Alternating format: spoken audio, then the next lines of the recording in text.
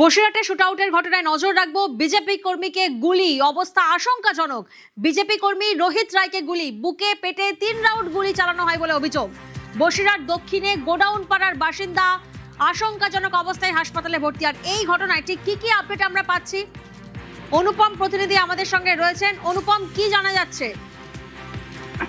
দেখো, গতকাল রাতে বসিরহাট বসিরহাট এলাকায় যে গোডাউন পাড়া, সেখানে রোহিত রায় বলে এক বিজেপি কর্মীকে গুলি করা হয়, 3 রাউন্ড গুলি করা হয়। আশঙ্কাজনক অবস্থায় এই মুহূর্তে আরজি করে ভর্তি রয়েছে। এবং এই ঘটনার তদন্তে নেমে বসিরহাট থানার পুলিশ জাহিনুর গাজী নামে এক কুখ্যাত আসামিকে গ্রেপ্তার করে এবং সেই আসামিকে গ্রেপ্তার করার পরে তাকে জিজ্ঞাসাবাদ করে এবং সেই জিজ্ঞাসাবাদ করে আরো বেশ কয়েকজনের নাম কিন্তু পুলিশ ইতিমধ্যেই পেয়েছে। এবং সেই জাহিনুর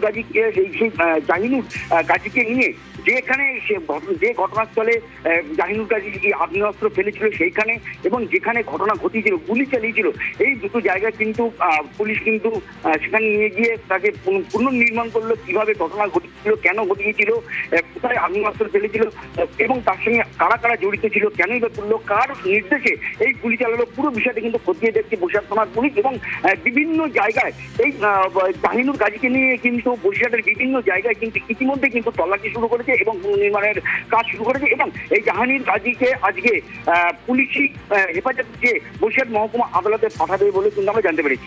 বেশ, ময়লাখোলা স্টেশন সংলগ্ন গোডাউন পাড়া যেখানে আছে, সেখানে রোহিত রয় এলিয়াস চিন্টু বলে একজন স্টেশনের আশেপাশে যে গ্রামটা আছে সেখানে বসেও কিছু বন্ধু বান্ধবের সঙ্গে বসেছিল। সে সময় অতর্কিতভাবে কিছু দুষ্কৃতী এসে গুলি চালায়। তদন্তে নেমে আমরা জাহিনুর গাজী বলে একজনকে ওখান থেকে অ্যাপ্রিহেন্ড করি। ইন্টারোগেশন করে সে তার ইনসিডেন্টটা ও স্বীকার করে। ও বেসিক্যালি যে ফায়ার আর্মস দিয়ে কোনো একটা ঘটনা ঘটিয়েছে আর কি, সেই ফায়ার আর্মসটা রিকভার করার প্রসেস চলছে। পানিহাটিতে বোমাবাজিতে জখম 5 বিজেপি কর্মীদের লক্ষ্য করে বোমাবাজি, বাইকে এসে পর বোমা মেরে চম্পট। পানিহাটির 2 নম্বর ওয়ার্ডে দত্ত রোডের এই ঘটনা। আশঙ্কাজনক অবস্থায় আরজি করে ভর্তি 5 জন।